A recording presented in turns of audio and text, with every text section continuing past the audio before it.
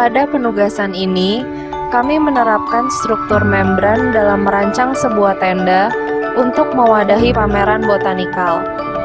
Bentuk dari atap membrannya sendiri dirancang sedemikian rupa sehingga berbentuk menyerupai bunga.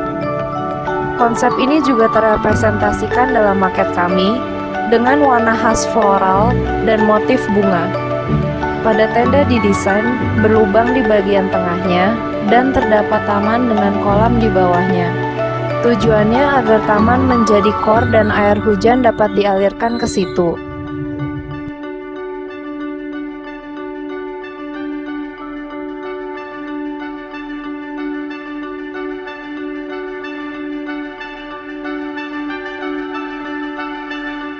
External use: the coated fabrics most commonly used are PVC-coated polyester, PTFE-coated glass cloth, and silicone-coated glass cloth. They all offer differing properties for strength, durability, translucency, and of course cost. By comparing these with the client's requirements, we can help decide the optimal material for any project. PVC-coated polyester scores well when measured in terms of its strength. It is easy to dismantle and print on, is relatively cost-effective, and requires moderate maintenance. However, it doesn't last as long and has a lower light transmission than other available fabrics. In contrast, PTFE-coated glass cloth offers durability, strength, and can save from minutes. However, it is not suitable for demountable structures and is one of the more expensive fabrics we offer. PTFE-coated glass cloth is often used in harsh climates, such as desert environments, due to its ability to withstand high levels of UV and sound abrasion. Projects where light transmission is important, silicone-coated glass cloth is a viable option. Offering many of the same properties as PTFE-coated glass cloth, silicone has the added advantage of requiring little maintenance and offering high translucency.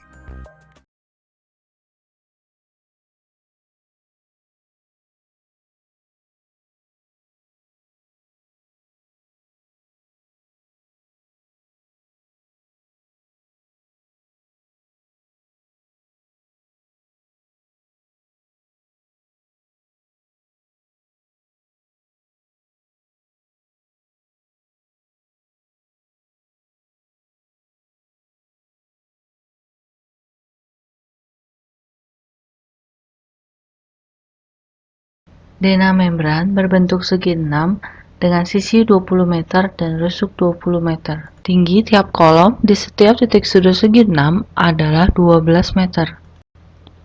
Tinggi membran terendah, yaitu pada bagian tengah, adalah 4,5 meter.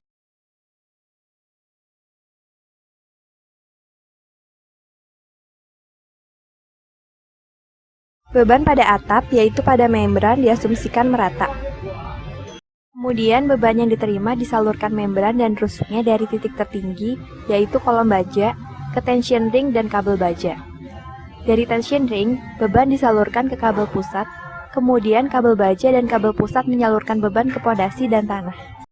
Gaya yang bekerja pada sistem struktur ini pada umumnya adalah gaya tarik, baik pada membran, rusuk, kabel, kolom, dan ring. Gaya momen terjadi pada hubungan kolom dan pondasi, sehingga hubungan kolom pondasi adalah jepit.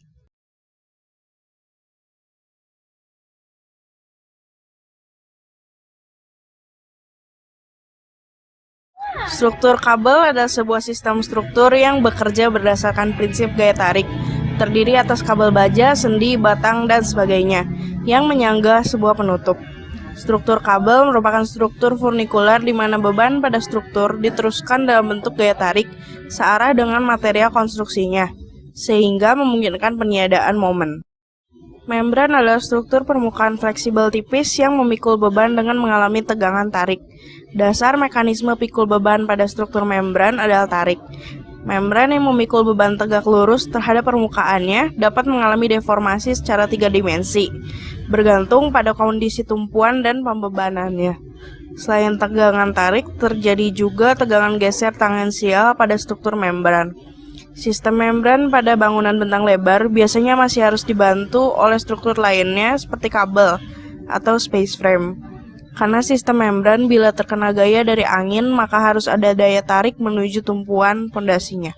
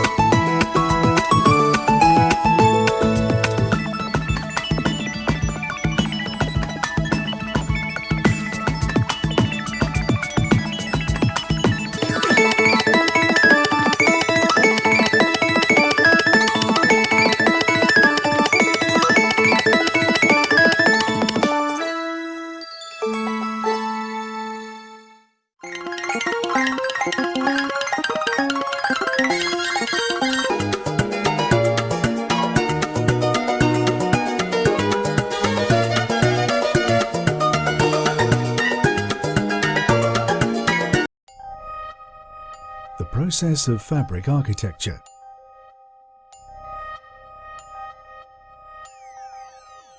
Design. Every structure goes through its own design journey, whether it starts from a simple sketch or a more detailed architectural outline scheme. All structures require extensive design detailing to turn them into a final working plan. Designing a tensile structure is an art as much as it is a science.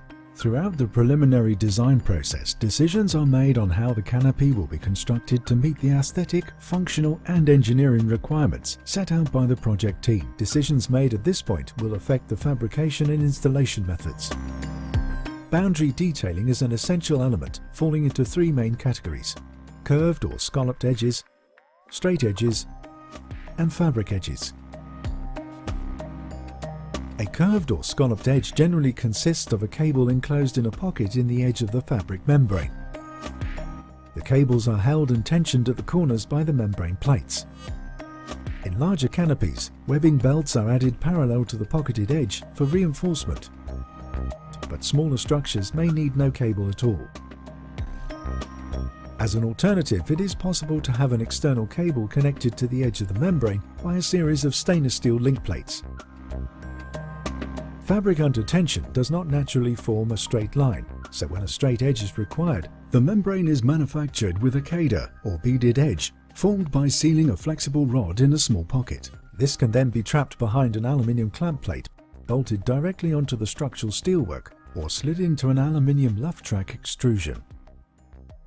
A fabric edge can also be curved and fixed with clamp plates or luff track. Such edges normally require flashings or cover plates to ensure the edge is waterproof. Engineering. Canopies can contain their tensile loads within their own structural framework, transferring the load into concrete foundations or ground anchors. Or they can transfer their loads onto an existing structure. However, the large lateral loads often require the structure to be reinforced. As part of the preliminary design process, a load analysis is derived from a computer-generated form-finding model. This provides the typical load size and direction. Then, incorporating a factor of safety, an engineer will determine the design of the supporting structure, the size of the foundations, the required material strength, and the necessary tension. The boundary details are then engineered to maintain the tension and accommodate the movement that may be generated at the canopy extremities. In many situations, consideration for the load that snow will impose on a structure is equally as important as considering its ability to withstand strong winds. With the added risk of snowdrifts, we have to be mindful that this can lead to water ponding.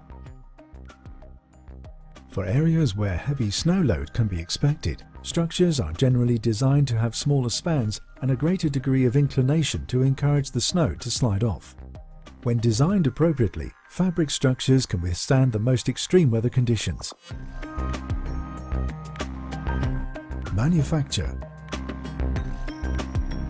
Unlike traditional construction materials such as brick and concrete, one feature of tensile fabric structures is that it can be entirely manufactured off-site. Large clear span spaces are required for the fabrication of tensile structures, as the surface area of a single piece can reach hundreds of square meters, although we are usually limited by the weight of large membranes more than the size. At the point of design, we go through computer modelling, analysis with form finding, patterning of the material. After patterning, the basic fabric form shape is taken to the cutter plotter, which is behind me, is cut and then welded together. Using such a wide range of fabrics, it is necessary to adopt a variety of manufacturing methods to cut and join tensile fabrics. These range from advanced sail-making techniques to more industrial large-scale manufacturing processes. Welding works for the majority of our fabrics and is suitable for external use. Some fabrics are joined by radiofrequency welding. This consists of heating the thermoplastic element in the fabric coating using electromagnetic waves to soften them and bond the two layers together.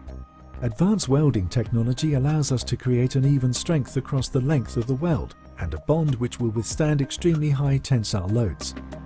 Not all fabrics can be welded easily, and some require an additional layer of bonding tape to ensure the weld can achieve the strength and stability requirements for this type of application. The seam is designed to have the same tensile strength as the fabric itself. Sewing is suitable for smaller projects, and for reinforcement patches on some larger membranes, we use industrial sewing machines and UV stable thread to join the fabric layers to one another. For some applications and some types of fabric membrane, including silicone-coated glass cloth, welding or sewing are not an effective means of joining. Gluing using a high bond adhesive will provide a joint with adequate strength and durability. Installation. As the majority of manufacture occurs off-site, the installation of a tensile fabric structure is fast in comparison to other building materials. Designing and manufacturing tensile structures which are practical for erection is essential. Therefore, components, connections, tolerances, weight and sizes are all considered from the early stage.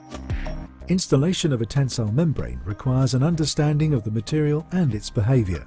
During the design and fabrication process, the membrane is tested and patterns adjusted to compensate for the inherent stretch in the fabric. When first delivered to the site, the membrane is smaller than required and only takes its intended size and form once tensioned into place using one of the many erection methods we can adopt. The skill and coordination of site operations are critical to the success of a project.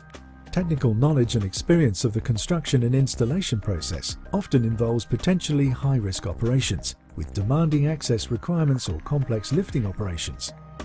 There's two main skills that are required from site crews: is safety and also competence in the work that's being carried out. Safety is paramount. All our installers are qualified rope access technicians. They've all got extensive experience in the use of mobile plant and working at height.